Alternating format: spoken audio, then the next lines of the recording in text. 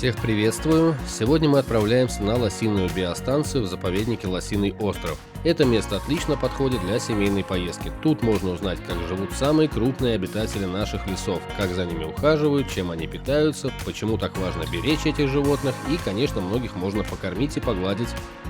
Как всегда, все ссылки и координаты оставлю в описании под видео. Обязательно покажу цены на билеты и дополнительные услуги. Приятного просмотра, мы начинаем!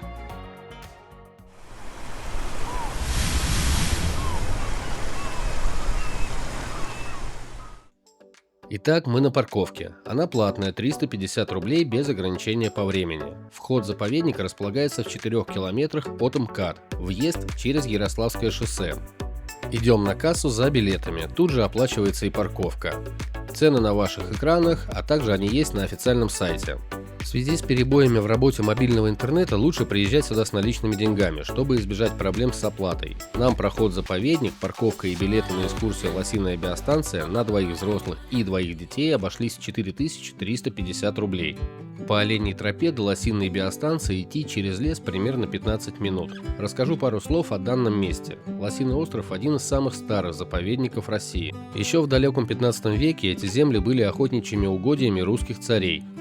А в 1983 году здесь создали национальный парк, чтобы сохранить природу и ее обитателей. Лосиная биостанция появилась позже, как место, где можно не только увидеть лосей, но и помочь тем, кто попал в беду.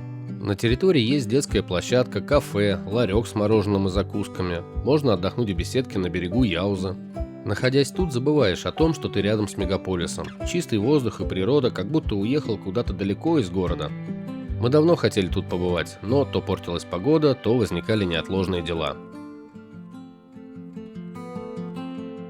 Немного отдохнув, отправляемся на экскурсию «Лосиная биостанция». Покупаем корм, чтобы кормить животных. Стоимость одного пакетика 100 рублей. Кстати, именно тут у нас не получилось оплатить банковской картой.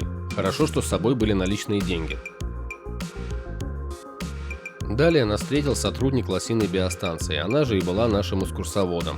Нам рассказали про рога представленных тут обитателей. Должен отметить, что интересно было не только детям, взрослые тоже открыли для себя много нового. Ну и наконец отправляемся знакомиться с хозяевами наших лесов. Далее покажу вам всех животных, которых мы увидели.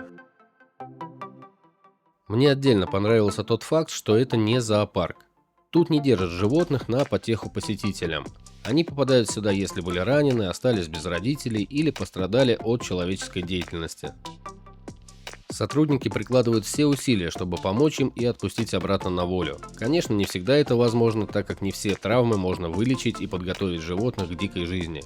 И как сказал наш экскурсовод, они не выгоняют животных обратно в лес после реабилитации, а выпускают их. К примеру, эта лосиха уже несколько раз отпускалась, но все равно сама возвращалась на станцию. Думаю, это о многом говорит, не будет же живое существо приходить туда, где ему плохо. Покупая билеты сюда, у меня промелькнула мысль, что цены на посещение парка немного завышены, но узнав, что основная часть собранных средств идет на спасение животных и поддержание здоровья заповедника, мое мнение о местном ценообразовании сильно изменилось в лучшую сторону. Если планируете посетить данное место, очень советую ознакомиться с вариантами возможных маршрутов и экскурсий на официальном сайте заповедника. Возможно, вам больше по вкусу прогулка на каное по реке или прогулка по понтонной экотропе. В заповеднике есть босоногая тропа, но обратите внимание, что подъезжать к ней нужно со стороны Щелковского шоссе. Пишите в комментариях под этим видео, если хотите обзор именно на нее. Если будет виден ваш интерес, то специально поедем и сделаем для вас обзор. Далее покажу вам местных обитателей, которых мы еще тут встретили, а после будем подводить итоги.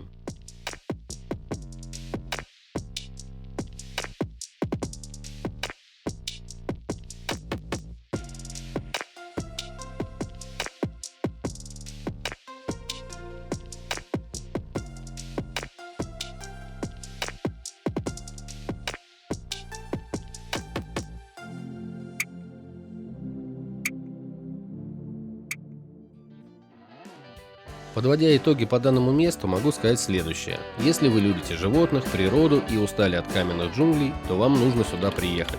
Восторг от общения с местными обитателями, чистый воздух и много познавательной информации о флоре и фауне Московской области. Если обладаете свободным временем и финансами, то можете арендовать себе тут уютное жилье и остаться на несколько дней, чтобы еще лучше напитаться энергией заповедного края.